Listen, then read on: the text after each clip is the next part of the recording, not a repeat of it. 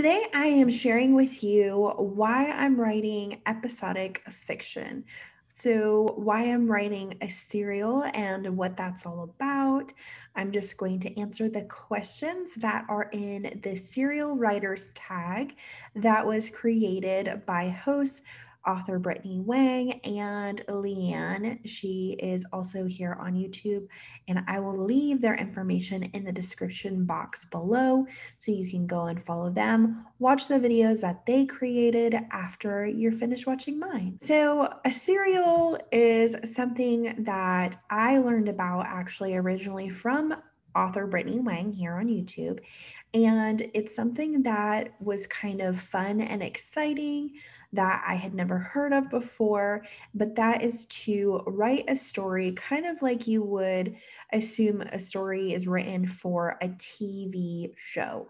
So each TV show that you watch that has series, you watch these like 1 hour episodes that tell a part of the story, and a full season tells the complete story. So when it comes to writing episodic fiction, when you're an author, you kind of write it in a similar way where each book is a part of a bigger story. And you can, as the author, determine how many words that you want to have and how you want the series to go. So for me, I decided to kind of do it a little differently than the other authors that I have mentioned who are doing the same thing. So my stories are a little bit longer. I know for sure that Brittany is writing about 25K for each of her episodes. But for me, my first episode is around 44,000, 45,000 words. And so that's kind of where I'm going to cut off each story. So it's basically when you have 2 episodes, you have one complete season, which is one complete novel. So I'm not doing shorter episodes, I'm doing a little bit longer episodes. So I wanted to kind of point that out here at the beginning. Now, the first question is, what was the inspiration for your serial? And so I wanted to tell you a little bit about that. So, first of all, I was in a fiction fundamentals class through my MFA program, and I was on a trip in the middle of the summer of 2019. My mother and I had taken her car from here. She had driven up from Florida, which is where she lives, and we had taken her car from here, where I live in Pennsylvania, and we decided to drive up to Maine, where my cousin was having his wedding. And we passed through Boston on the way up, and then on the way back down to Florida, where we drove after, my mom and I decided to take a little trip to Salem, Massachusetts. I had always wanted to go to Salem. It's something that, like, for the longest time I wanted to do. And so I finally got the opportunity to go, and my mom and I were on our way back to Florida. We stayed for a couple of days. We didn't stay for very long, but I wanted to go, and I was working on a different story at the time for my MFA. And when I was taking that class, one of the prompts was to write 3 short stories that are different versions of a YA story. And so I had 3 short stories. One was like a dystopian, like set in the future. It was quite interesting, and I do wish that at some point I can pick that back up again. Another one was kind of like a sweet romance, kind of like an awkward meet cute that I had going on. And I do like that one too, but I don't feel like that one is like a full length novel idea. And then I had the idea for this story that I'm currently working on in the process of publishing. So I wrote this story, and I was in the hotel trying to finish up my homework, writing these 3 short stories. And I just had this idea for mermaids. And in Salem, Massachusetts, there's a little bit of magic involved. And it just kind of was interesting to me. And I had always loved mermaid stories. It's something that I don't think I ever had planned to write, but it really excited me. And so when I wrote the story, I had no plans on making it like a full-length novel. I had no plans to write it into something bigger. But after I wrote it and then I read what I wrote, I was like, wow, I really like this story. And of course, it's gone through so many changes since then, but I really loved my main character. I really loved everything about it. And so I wanted to explore it more. So I put my other project, writing project that I was working on aside so that I could focus solely on this story. And really, what you're supposed to do when you apply for your MFA is a story that you start working on. Like that's supposed to be your thesis throughout the entire program. So I had already written 10 chapters of another story that was supposed to be my thesis, and I decided to scrap that for now and then and change to this new story idea. So I started writing it basically in the summer of 2019, but I hadn't made the decision to make it my thesis project until the fall of 2019. So I started it then, and then I don't know when I started my thesis classes, but I think I started them in the summer or early summer of last year. And so that's when I really picked up and like really wrote the story. I was like playing with it here and there in my other classes, but I had some classes that were like other topics where you didn't really get to write. I had like an editing class and things like that. So I didn't get to really spend a lot of time on it during, the first part of 2020. So basically, because of school, wrote it as a short story. And then I was in the middle of this big road trip with my mom. We passed through Salem. I went into some bookstores while I was there. I saw some books that were about mermaids, and not that they were fiction, they were like mythical, like here's the myth of mermaids and things like that. And so I found that to be interesting because I was thinking about the story and I saw those things. And so it just all kind of came together. So that's how I got the inspiration and where the story came from. So the next question is about your pitch or tagline.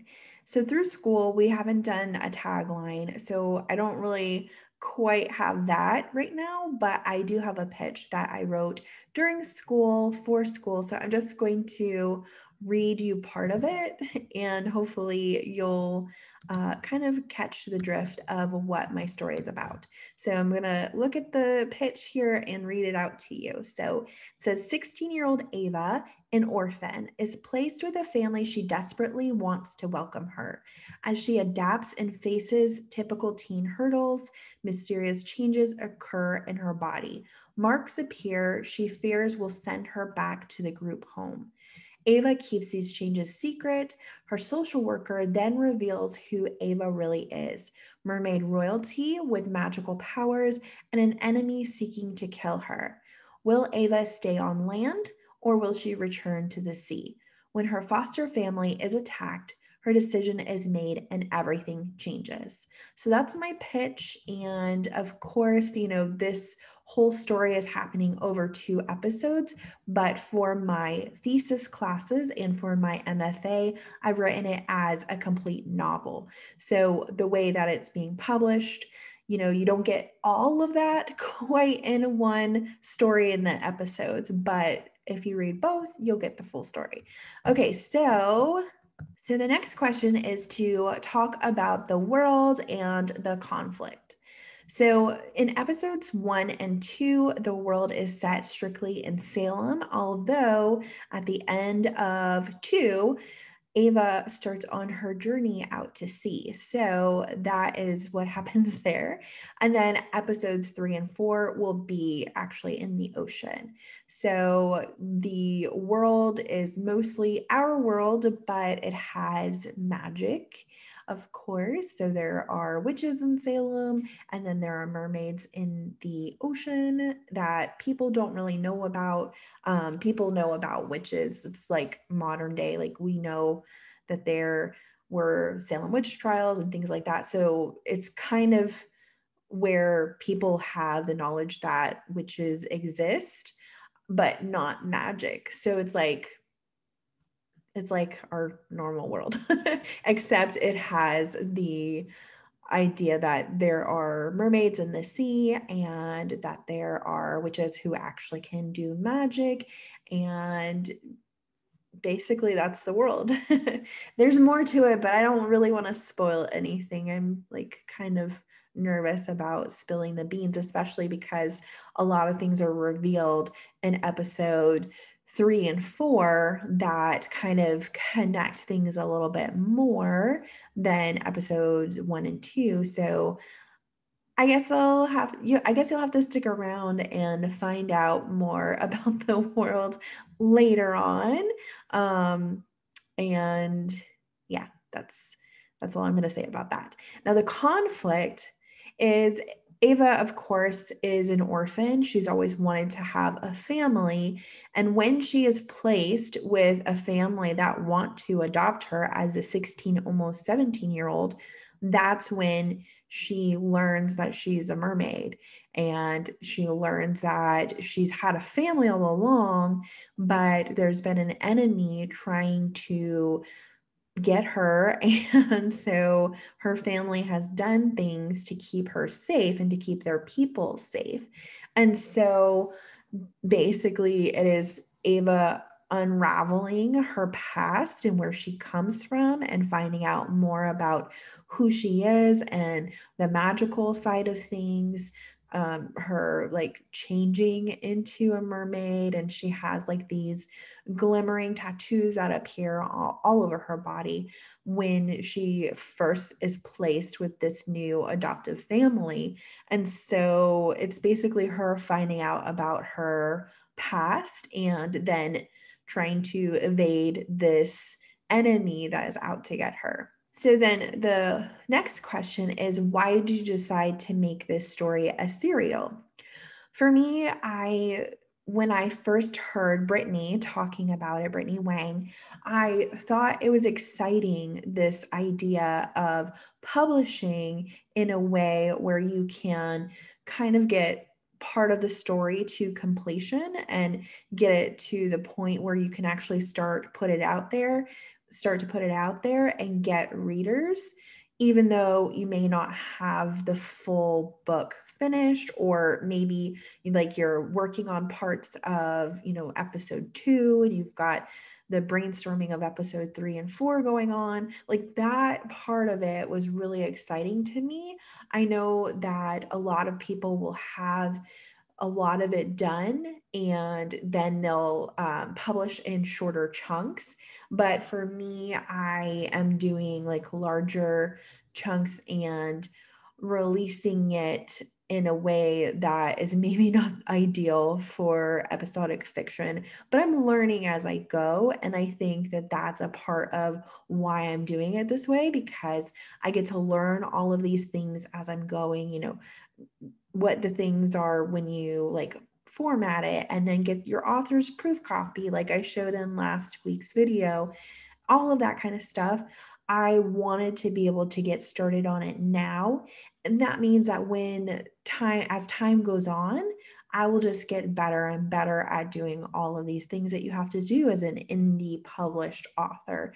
So it's more for me of a learning and just like jumping into the deep end and seeing how everything works and taking you along on the journey with me. It's more about that for me than it is to like build up a readership quickly through people binging my books, because I'm going to publish as quickly as I can, but I know that it's not going to be as quickly as some of the others who are doing episodic fiction. So basically, I wanted to explore the world of indie publishing and get my toes wet and just see how things went, and to just jump in, dive in, and not really like hold myself back because I don't know what I'm doing. Like, I haven't published before and I can't do that yet because I don't know what I'm doing. No, I wanted to just like do it. So that's why I decided to make it a serial. I do eventually want to combine everything into their individual books. So this first story is set in 2 episodes, and 2 together make 1 book. So I will eventually publish that as a complete book. And so that's the goal with that. So I don't know how it will look. I'm just kind of winging it, just doing things as I see that they need to be done. And then later, if it doesn't work out, I'm okay with that, because I think, to me, a lot of people, they get scared, or they feel like maybe this is a lot of stuff to do. And so I kind of feel like if I'm doing it and other people see me doing it, then maybe they'll be like, well, if Amanda can do it, then I can do it too. And this is, especially true. Like, I have other people in my life who they want to write. And I know that all of these different steps in the journey are overwhelming. And like, how do you do that? Well, I just want to like do it and show people that you can do anything that you set your mind to. So that's really important to me. Okay, so the next question is, how are you plotting your serial? So I basically have plotted the first complete novel using Save the Cat. But I also kind of do each episode with Save the Cat too. So I kind of have like 2 arcs, but it has like a bigger overall arc in terms of what happens with my main character. So I wanted to do it in that way, so that it will be interesting for the people who are reading it as an episode or as episodic fiction, but also when people read it in a full paperback or hardback version, that they are also, sticking around and interested in the complete story and character arc. So that's how I decided to do that. And I right now have the ideas for episode 3 and 4. I actually originally thought I was going to put a lot more into this complete novel, but through school, my teacher advised me, my thesis teacher advised me to split it apart and to leave this next portion that I was starting on for episode 3 and 4. And I didn't realize I was kind of trying to cram too much into one book. So I already have kind of the overall what's happening in at least episode 3, but I have to start drafting that part. So I haven't gone quite that far, but I know what's going to happen. And then I even have ideas for other characters that you learn about in the first 2 episodes. So I hope to write those later on after I get 3 and 4 done.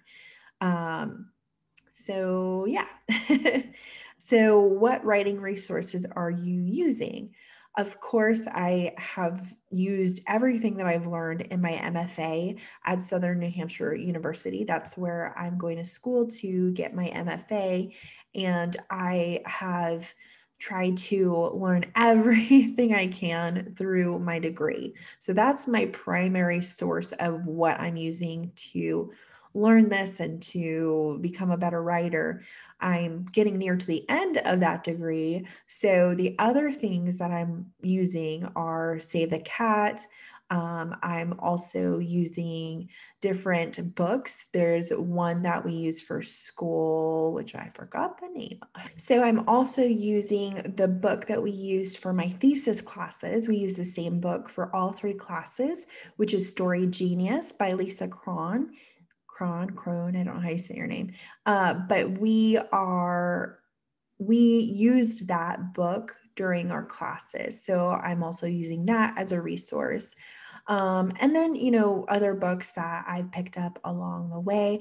I can do a video in the future if you would like me to. Leave a comment down below and talk to you about the other books that I really love when it comes to writing. And the last question is, when are you planning to publish? So, my timeline is to have episodes 1 and 2 completely published and out into the world by this summer. So, right now, the ebook is ready. Pretty much for episode 1. I'm just doing the proofreading as you saw in last week's video. I need to do a few small things with the file itself, and I am planning on pre-selling it. But the one thing holding me back from actually doing that is my teacher wanted me to wait. I didn't want to wait. I wanted to go ahead and put it out there and just like get it done and then like move on to episode 2, which I'm actually editing episode 2 right now. But he was like, don't wait. I want you to wait for me to give you feedback. And so he's giving us all an editorial letter for the work that we completed, where he's telling us everything. And it's been 3 weeks. He told us to give him 5 weeks. So I have 2 more weeks to wait, potentially. It might take less time, just depends. But like 2 more weeks to wait. And part of me doesn't want to. I just want to be like, okay, I'm pre-selling it now, but I'm nervous of like hitting that button and saying I'm pre-selling it, because if there's something major that he's like, you need to fix this, then I don't want to be like, whoops, like I published it. But I mean, it's like we've already worked through all of the kinks in episode 1 through my thesis classes. Like we've already talked about it. He's already given me feedback and stuff. So I don't know what he could say that would like completely derail me publishing it soon, but he could say something. And so I'm like waiting for the next 2 weeks if I can before I start pre-selling. So it's coming soon. It's something that I've been planning would be around this time of this year, but I just don't know the exact date. So that is like really soon. And then episode 2 will be shortly after. Okay, so with episode 2 right now, I'm actually editing and trying to send it to my beta readers. So I started this week and I will continue it next week. And I'm not sure the week after. It just depends on if I can get everything to them. So I kind of edit as I send it to them. It gives me the accountability to get it done. It's like hard, but also like the best way to do it for me. So that's what's happening with episode 2 right now. And it's like in draft 3. Well, this will be draft 3 right now. And the first episode is it took 5 drafts before I sent it to my editor. So you can kind of see like I'm not quite there with the episode 2, but I plan to have it ready for my editor in late spring, early summer. So anyways, all of that to say, like things are in process, things are going. I'm constantly working on the stories and trying to get things done. And if you want to know more about that, let me know in the comments below and I'll explain to you my process and what I do and all of that. So all of the questions I've answered, and I hope that this was a helpful video for you. I hope it kind of explained a little bit more of what a serial is, what episodic fiction is. I know I'm kind of doing it like haphazardly, but that's how I do things. So if you have any questions, like I said, leave them below. Make sure you click the like button and make sure you subscribe, and I will see you in the next video.